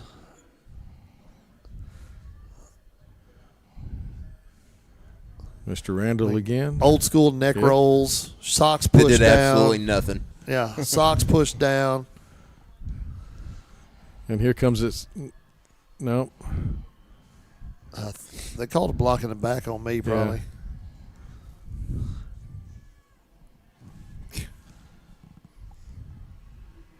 Oh, I was thinking that was when y'all scored, but I guess we got one more turnaround. one more drive. You almost got that. I know. Nah, It's y'all ain't close. getting. You got- You're not getting there. Only Nebraska got there. That's very specific. Very Bad memory. specific. Bad memory there. Bad memory there. They caught it off my foot for the game-winning touchdown on ESPN. That'll stick with you. It's the only Sounds one, like. only one I ever got blocked. I've got a picture of it on my phone just to remind me of how miserable it was. Great hit. And Oh, the wait a ball. minute. I thought that was Mark Jeffrey. I didn't realize it was me. Yeah, you did. You watched this 3 times last night. What are you He talking watched this. about? Can we see that again? He's got notes. He's got notes on his phone. Are y'all showing these kids this game? Y'all watching it, telling them what not to do? Well, if hell, See, if and we then all y'all get, if do we is get pick back everybody in up. purple and gold to have the kind of night I did, we're going to beat y'all 50-0. Hey, finish. Finish. I hear you. I hear you. I said this is the best game I ever played. Yeah, that was a false start. Yeah. We're staying in that power eye, though. Got a little tunnel there. Got a little something going there. And it's still 14-11. 14-11. I mean, it's both defenses have stood up. There's been some key turnovers. I think we go to the house here. I think so. Yep. And a spin. Shake and bake. And there it is. We were hidden by somebody's head, but that is the spin move. So 4:38 to go. We take the lead. Yeah. So it's definitely not over at this point. I remember. See, now, I got to point something out right quick. Sorry to interrupt. Y'all Yeah. talking 2 deep in the end zone? That's like 5 deep back Yeah, there, that's man. yeah. You're right. Yeah. So You know, exactly. that was probably Yeah. Look at the crowd. most yeah. fans that we had. And think about it. The game's not over. It's No. not like people have started leaving and that's No. where they stopped. No, that's where they were the whole game. The stands are full, and there's that. Yes. And this is probably the part of the game where Kate's and I's stomach's going to start hurting. Because we were beat. This may be my bathroom break time. No. No, y'all. Right there. No, Tyner still has another pick. I still got one more. He's got one more I'm like, pick how left did we in- lose? I'll I'm probably looking- hear him talking about it from the bathroom. Oh, I didn't say no. That's bull. At least he doesn't pick me. I'm watching this like, how did we lose? Just keep watching. Terrible kick. He said just keep watching.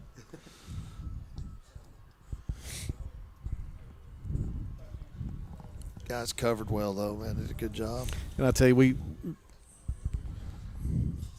revert to a trick play, which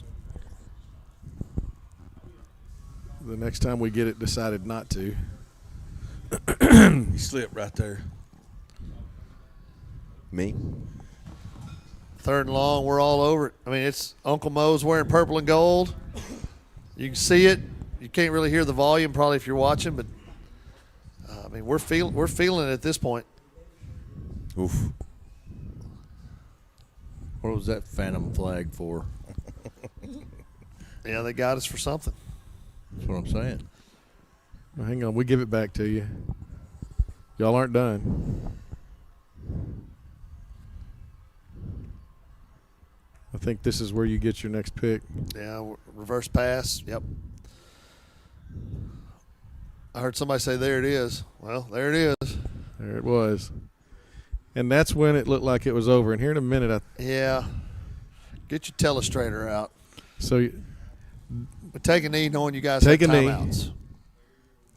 and here's the play. Here it is. Double Come on, deuce. Mr. Cochran. Why is the video calibrating all of a sudden? He's perfectly in bounds there. Perfectly He's underneath the bench. No, Let's go He's back. at the concession reverse stand. that back. Let's get that back. Well, let's watch him hit a knee first.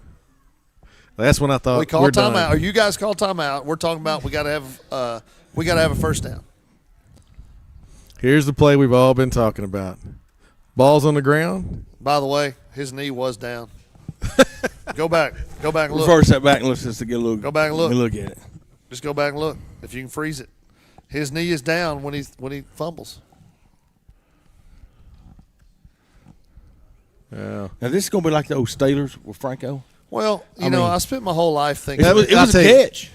Well, yeah, Des Bryant was a catch. Can't even say. Of course, the Guess video's what? calibrating. Didn't get it.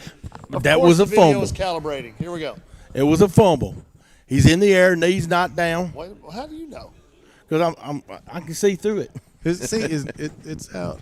You know, I spent my life thinking because they got these breaks or got this call right here that all these guys are going to grow up and their life is going to be terrible. We had really quality Well, it equipment. disappoints, doesn't it? I mean, You know, hey, Paul, I the video messed screen it looks up like now. the lines on the End up field. in jail. I mean, look at that.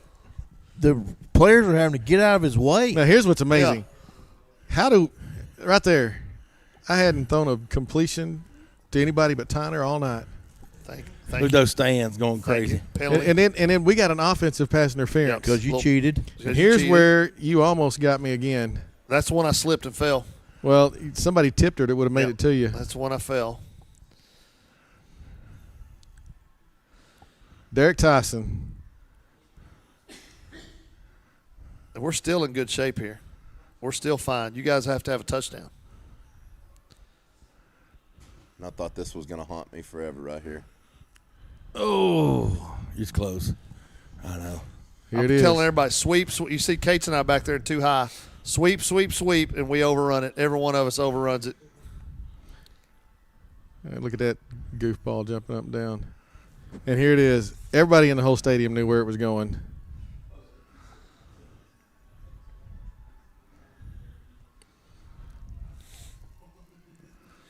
Yeah. I love how the YouTube video couldn't see the boundary on the phone. All of a sudden, we hadn't had any video calibration the whole night. That thing's been watched a lot. But I want to go back to what we said earlier, Paul. For the Van game, they had paint. Right. In the football season, we're out of paint. We were out of paint. Out of paint. Out of paint. And I will go ahead and say it now. Scared the entire last drive right here that y'all were going to get close enough for you to get a try. Well, Because it was a 2-point game. It was yeah, a 2-point true. game. Yeah, there's only 8 seconds. If we'd had 28, maybe it's different, you know. I mean, It hurts for the folks and you know listening. what? I thought about this earlier this week. This is, obviously assuming, which I know you're not supposed to do, but this year's schedule, assuming Grant Saline and Edgewood finish 1 and 2, it's a big difference in being the 1 seed and the 2 yeah. seed. Oh, yes. Because Woodville's not Woodville of last year. But Newton is still Newton of last year. So that number 2 seed versus that number 1 seed is a big deal, just like it was in '89. Yes. Because you hit Cooper in the Cooper- first round if you were the Cooper 2 first round. seed. And Groveton in the third. You know what I'm saying? Yeah. Yeah. So this year has a lot of implications too. Tomorrow, Friday night's game, just like it did that year. Well, and I'll tell you, after how Edgewood played against Troop, I'm not sure that both Grand Saline and Edgewood don't truly have a good shot at maybe playing again this year. I think that Newton's good. I think that, I think Troop's good. But y'all showed I expected. In fact, y'all were up by a couple of touchdowns, weren't you? Yeah. I mean, I thought y'all were about to beat Troop, and I started thinking this may be we may have a hard time this year. Well, if we play y'all again in the quarterfinals, we're not watching this again. They ran 2 kickoffs back on us. Unless y'all win. No, we're not watching this ever again. This one. This right That's here. what I'm saying. We're never watching this again. If somehow, if you we win can this, show the interceptions. We can well, show what that. I was going to say is if Edgewood wins this Friday night, everybody may make you watch this again because your pain may be what's getting them their win. Now, Grand Saline fans, we're not going to let that happen. But. Negative. That's not going to happen. Grand Saline fans, if you're listening, just know who your daddy was that night. 100 yards receiving, touchdown, forced Hey, fumble, I'm not 3 going to be there And to it was protect still your big ass 2018. come Still Friday night. 2018. But just know who That's your it. daddy was that night. What was the scoreboard? What was the final? Scoreboard's fine. That's good. But We no, couldn't- I mean, we couldn't do that I mean, we chant did come like back y'all and drop could. 40 on y'all in basketball in the fourth quarter that year. Oh, So, and there we go. Hey, listen, Here we cut- go. we Here, cut- the same Here old we deal, go. right? Same Here old we deal, go. right? I just went Football, back in time. basketball. Here we go. We cut the basketball budget so the football budget would have more money. That's right. Well, obviously you I mean, did we because you played didn't have basketball paint for your T-shirts. lines. You obviously didn't have a football He budget called in because you couldn't sick even all paint week. your lines. Maintenance We man was out the mowed whole our week. lines. I bet Coach Elliott painted them for Alba Golden that year. No, y'all saw 'em. You saw the little bit of the van game. We painted them for that game because it was the first game, and that was when we painted the field. God, y'all are decent guys, but right now I'm remembering why I hate y'all so much. That's what I told Eric on the radio the other night. He said, "Have you had a chance to look ahead to Grand Slam?" I said, "Yeah, and I don't like them any more now than I did back then." Hey, I'll tell you all the time. I'm 4-0 against Edgewood and 4-0 against Van.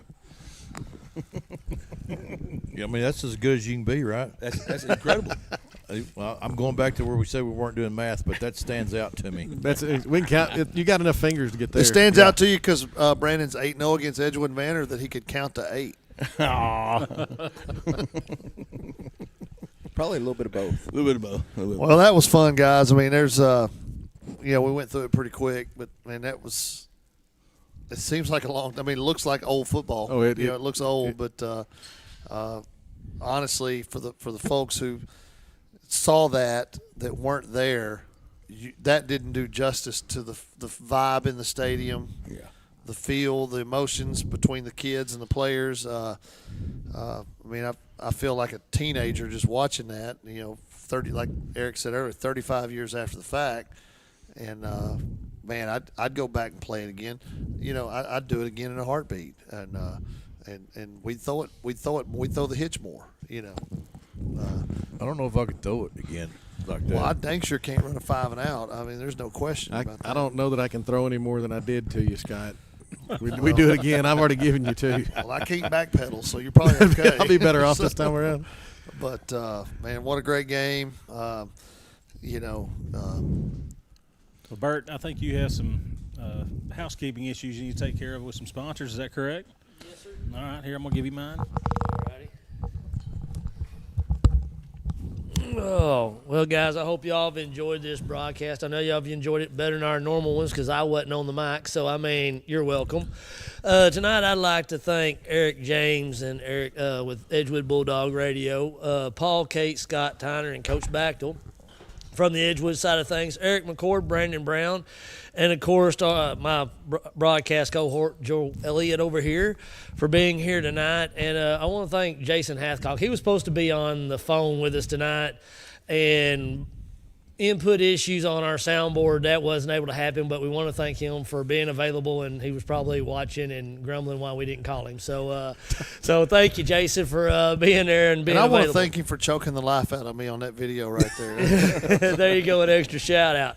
And for the guys that make this happen, of course, Gibson Service Company, he's the one that provides our studio. If it wasn't for him, none of this would happen. Flyway Southern Outdoors, Norman Barrett, Caldwell Banker, Sherman Floor Care, Lone Pine Land Services, Stevens Yard Work, Big Shots, Gunsmith and Trash Patrol USA, Dairy Bar, Trax General Star Mercantile, Salt Liquors, MX2 Custom Homes, Clothesline Laundry, Amber Savallo and National Metal Building, Ryan Savallo and Ryan's automotive repair. Elliott Law Firm, Main Street, Fenders and Friends, Sunday morning, free tacos and classic cars at 11 a.m. And also thank you, Brother Dwayne Williams, for some of the stat help tonight. I'm going to turn it back over to you, and you can do your part of it. Well, I'm just going to let all of y'all know I got a text from Hathcock. Said tell Tyner to stop crying. I was helping him up. Very fair, Jason. Very fair, brother. I love you. Hey, it's a great memory. Hang I'm glad I got to experience it. Thank you, Jason.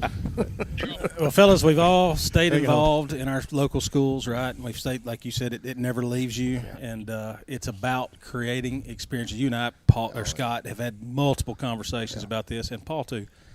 It's about creating experiences for young people. Great schools are in a way perpetual.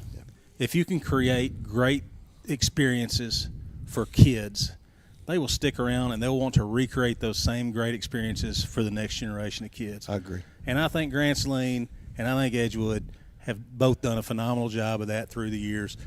We're sitting here talking about a game that happened nearly 40 years ago. 35.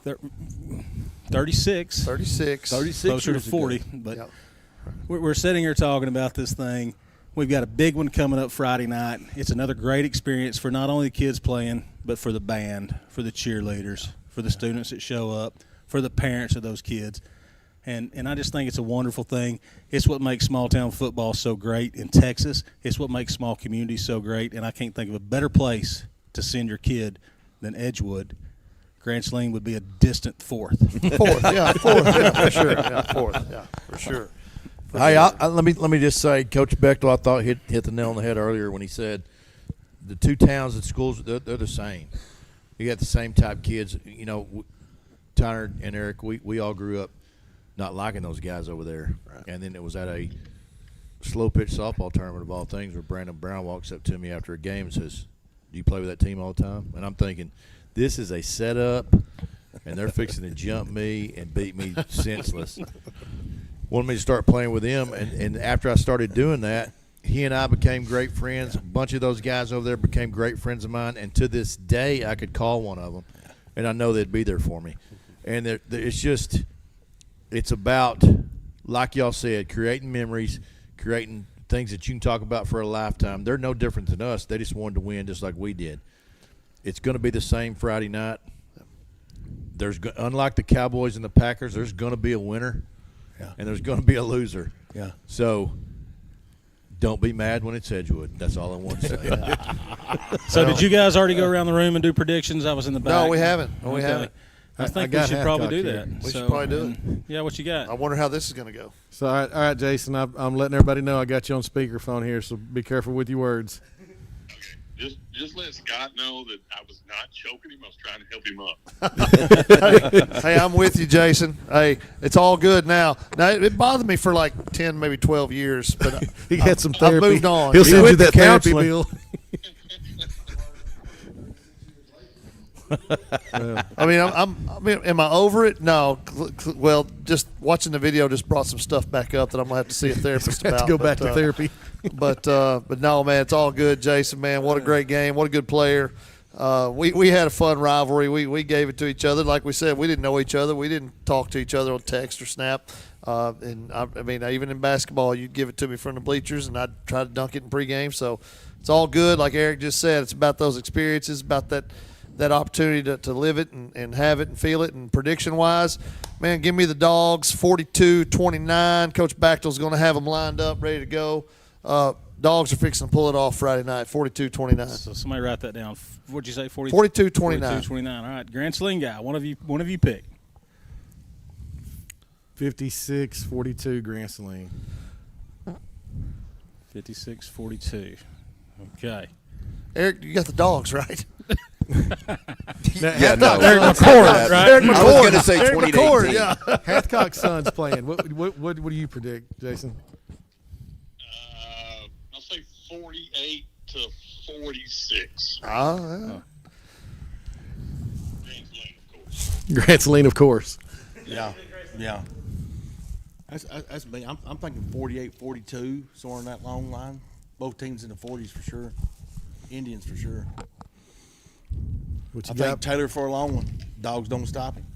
He takes a house call. Are you done? No, no. He's still got 2 more Tell- full days tell- of this, man. He's the fastest kid on the field.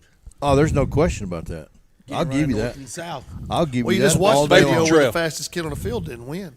Reggie Randall didn't win. He was the fastest kid on the field. Reggie fumbled the I ball. thought you were trying to say you again. Oh, no, it wasn't me. Pawpaw fumbled the ball.